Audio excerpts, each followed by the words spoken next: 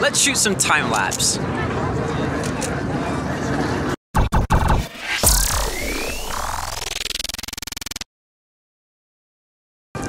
So as you can see, I am actually shooting some time-lapse stuff right now. I'll put a picture up on screen of a preview of kind of what this framing looks like. I've actually moved since that opening shot. But you may be wondering why I'm actually doing this, and I'm not doing it for my own time-lapse. I'm actually doing it for time-lapse stock footage. Because I was looking at a stock website recently that showed and sold like time-lapse stock footage video, and the stuff in Shanghai was okay, but it wasn't great. And I knew I could do some stuff a little bit better as long as I just go out and try. So I decided to come out and try it, and I'm in a very public space right now, as you can see. And in the short time I've done this clip, I've had people take pictures of me and video and look at me weird, so this is going to be a bit of a hard one to film, so forgive me if I don't film everything, but I am going to be shooting a bunch of different time lapses in a bunch of different locations today. I've already been to one. I actually did a couple around this whole promenade area because it's massive, but there are weird influxes of people where it looks good for shots and somewhere it just isn't, so I just had to kind of figure it out and walk around and kind of test shoot a lot. As you can see, I've got it hooked up to my trigger trap here. It's busting away on my phone and killing its battery, but thankfully I've got an external power pack to recharge my phone because I'm going to be doing a lot of time lapse today. So I'm going to put you guys down and check the footage here because we've done 97 frames, so I'm looking for about 120, 130 to do about 25 frames a second kind of video. So I'll let this run for a little bit longer, put you guys down because I'm being stared at a lot. Well, I decided to abandon that location because I already got quite a few shots there. Unfortunately, I didn't really film them. I didn't have time to kind of film them while I was setting up. But I'm going to be going to my next location now. And the reason I've left early is because it's going to take 30 minutes or so to get there. And ironically enough, it's only across the water from where I was shooting. So it's a big pain in the ass to get there because it's a 15-minute walk here. I get to the location after a subway and then it's another 10-minute walk there. You've been to it before, but you'll see it in a minute.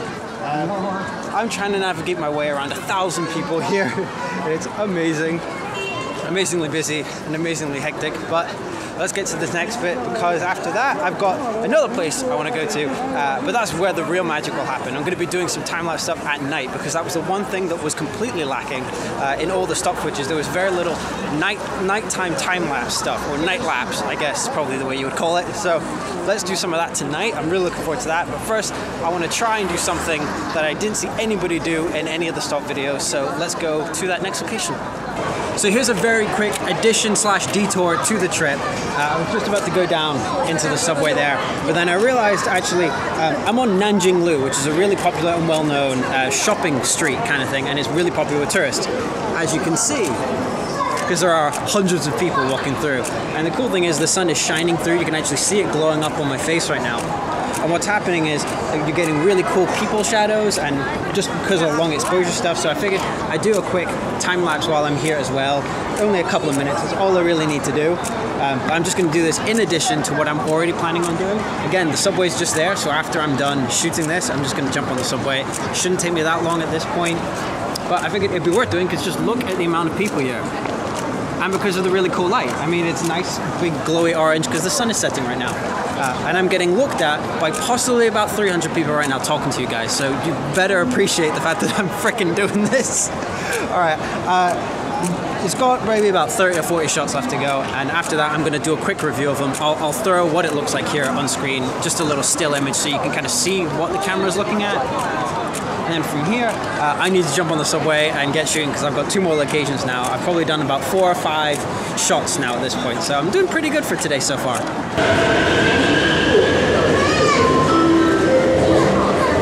So as you can see, I just missed my train here, but it actually gives me a good opportunity to tell you a really funny story that just happened. After the end of that shoot that I just did back there onto Nanjing Lu, on Nanjing Road, I guess as a lot of people would call it, the security guard for that mall that I was standing in came right up to my camera, started looking through the viewfinder and giving me all these intimidating looks.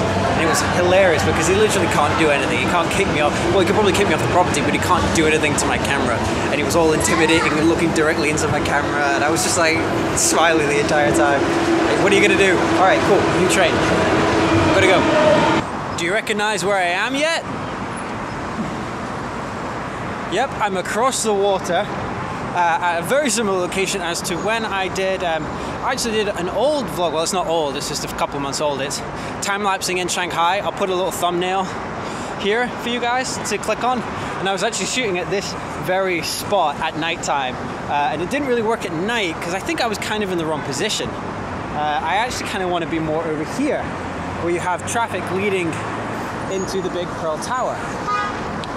But I kind of want to do a bit more daytimey shots, more evening kind of shots, which is exactly what it is now. Because the sun is bright as hell right now in my eyes. There you go, I'm in shade. But I'm trying to see. If I stand about here, I can have my third being the Pearl Tower, and then have all the traffic kind of leading off. I'll play around with framing in a moment, but let's get the camera out. Alright, now that I've got my shot set up, I can actually have a little bit of time to explain what my settings are for the shoots, because apologies, I didn't really have time for the other ones. I did put the information down below for you guys to have a look at for what the settings were and things, but now that I actually have a bit of a minute here, I can explain what my settings are for this shot in particular. I'll throw a little thumbnail up here for you guys to have a look at to see what my framing is. But let's have a look at what the settings are. I'm doing it at 1/3 of a second because I want to have some motion for the cars because I want them to be a little bit blurry. I want them to have like more of a fast-paced motion to it rather than like the staccato, you know, typical kind of time-lapse look. I'm shooting at f5 at 100 ISO. I actually had to do a bit of playing around because the road here, the foreground, is actually a little bit dark in the frame compared to the sky because it's so bright. Because the sun is actually just setting over there. You can probably see it reflecting on the side of the building there. So I had to kind of play around with the levels a little bit to get like a decent happy medium. What I'll end up doing is playing around with it in Lightroom afterwards. So yeah, it's 0.3 of a second at f5, 100 ISO, because the last thing I wanted to do was make my camera more noisy but also more susceptible to light. I kind of wanted it to be as low as possible for that.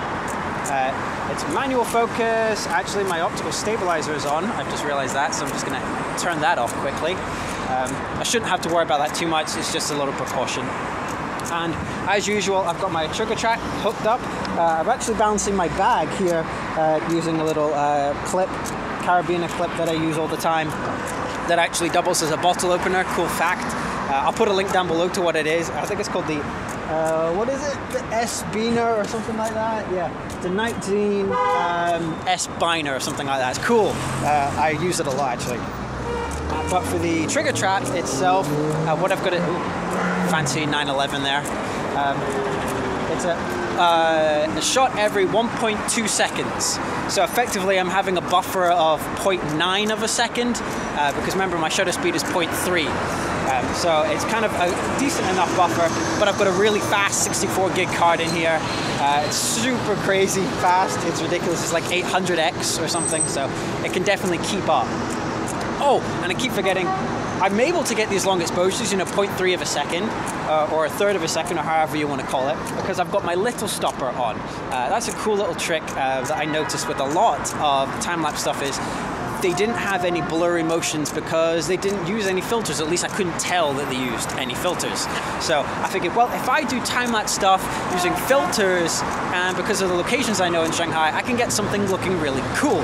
So pretty much every time-lapse shot I've done today has used my little stopper. I did play around using my polarizer, but that didn't work. So again, just using the little stopper here, and it's working out really well. I've been shooting now the time-lapse for 3 minutes and 40 seconds, and I've done 190 frames. So that's probably quite a few. I'll probably stop in a minute, because I've actually got 2 cards in here, thankfully. I've got a 64 gig CF and a 64 gig SD. Same, very, very similar speeds. I can't remember the right speeds, but they're super crazy fast, so they'll definitely help.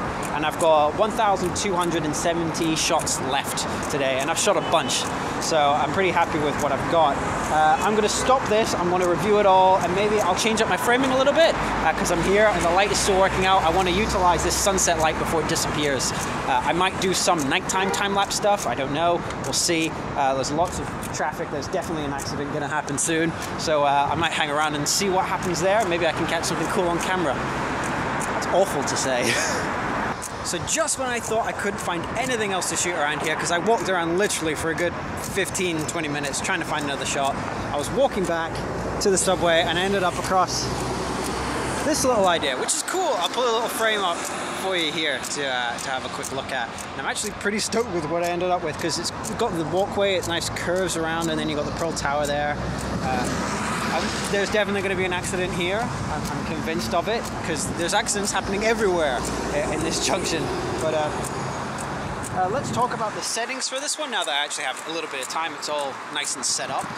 This is 0.4 of a second now. It's a little bit of a longer shutter speed because I just want more movement for the people, because they're not moving as fast as the cars. So you need a longer shutter speed to get that, you know, this very similar look of motion, because cars travel a lot faster than people. Don't know if you know that. So I've got it at f5.6 and actually ISO 200. I had to kind of play around with the settings because again, the walkway is kind of in shadows, it's kind of dark, and the building itself looks okay, but then the sky was kind of blown out. It's kind of a bit of a game between both. And I'm doing a second between each shot because again, I kind of want more of a fluid movement rather than like almost a ghosting movement, because you want them to kind of at least be, how to explain it? You want to be able to track where the person is in the shot, because if it's too long, they're just a blur and then they disappear. So you need a short enough time period between the shots where you can kind of follow where the people are going, so you get a sense of people moving, but you don't want too big of a gap, because then otherwise they just disappear. So I've got it set at 1 second, and you can hear it clicking away here constantly. A bus, I didn't expect that, so that's probably going to be in my shot. But again, I don't need to shoot for very long. In a couple of minutes or so, I'm going to review the shots and see what it's like. And if then we're okay, I'm going to head home and have a bit of a break, charge up the batteries. I've got spare, but I just want to charge this one up in case. Empty the memory cards out so I can do my night shooting, because I'm now at 1,000 pictures. And I've probably shot 2,000-3,000 pictures already today. So I've done pretty well, and I've done quite a few shots. So moments after I ended that clip, my phone, which was triggering the camera using the trigger trap, remember, which said it had 22% battery, died. Just died. Which annoys me because that's never happened before. My battery's always lasted the right amount of time. So that pretty much ends the shoot for today. It's okay timing because I'm gonna go home anyway. I'm tired, I did the shot, we're all good to go. I have an external battery to charge up my phone, but I don't really need it right now. I'm kind of done. I'm just gonna head home, catch some food, and then we'll do the night shoot, which is what I'm really looking forward to. We're gonna get some good stuff for that, I'm sure. Hey guys, so I'm currently just sitting here at my computer watching Lightroom import all the pictures that I took today. I think it says there's something like 1,300 pictures, so I shot quite a fair bit, but thankfully it was all on one memory card, so actually I did an overshoot, which is kind of a surprise for me. But I was just sitting here thinking, I'm going to actually split this vlog up into 2 parts. The reason being that although some of you really do love these long vlogs that go on for 25, 30, 45 minutes even sometimes, some of you really love them, but a lot of people don't end up watching to the end. And I think this nighttime time-lapse stuff is going to be really cool, and I think you're really going to enjoy it, especially some of the stuff I'm going to get out of it. So what I'm going to do is split up into 2 parts. I'm already guessing at this point that this vlog is probably between 10 to 15 minutes long. So this will be its own one. It will go up online whenever it goes up online, and then a couple of days later the nighttime one will go up online. And what I'll do is I'll try and put together all the time-lapse stuff that I shot during the day, and that can go up online the day after this vlog. So whenever you're watching this, if you're watching this on the day it goes live, there'll be time-lapse video of the stuff that I shot in this vlog. It'll be going up online tomorrow. And for those in the future, this doesn't pertain to you at all. And then in a couple of days, I'll put up the nighttime one. And then again, I'll put up the nighttime time-lapse stuff at the end on the next day after that. So kind of spreading out all the content here because I kind of don't want these vlogs to go on past 10 to 15 minutes at this point. I kind of want to keep them short enough where people are interested to watch, but I don't want to take up so much of your time. And plus, editing and exporting and uploading a 30-minute video is a big pain in the ass for me, so I'm going to kind of cut it at that. So hopefully you don't mind me doing this. I think I might end up doing this kind of thing in the future again if it ends up being a long one, but only really if it fit being able to split into two, because this fits splitting up into two vlogs because I'm doing nighttime and daytime and nighttime. So it's kind of good to kind of split up in between. So hopefully you don't mind. I'll put a little thumbnail at the end and a little clip and all the rest of it, so you can kind of jump to the nighttime one when it's available for those in the future. But again, if you're watching this on the day it's coming out, you'll only have to wait a couple of days to watch the nighttime vlog. So hopefully you don't mind that. But I'm going to sign off here, grab some dinner, and just kind of rest up and recharge all of the batteries, to then do this nighttime shoot, because I'm really looking forward to doing some nighttime time-lapse stuff. I did some stuff a long time ago where I played around with stuff, and I think I already have 3 or 4 shots in mind that I'm definitely going to do tonight. So I'm really looking forward to that. So hopefully you have enjoyed this one. I've been Kramer Comic, and I'll catch you in a couple of days.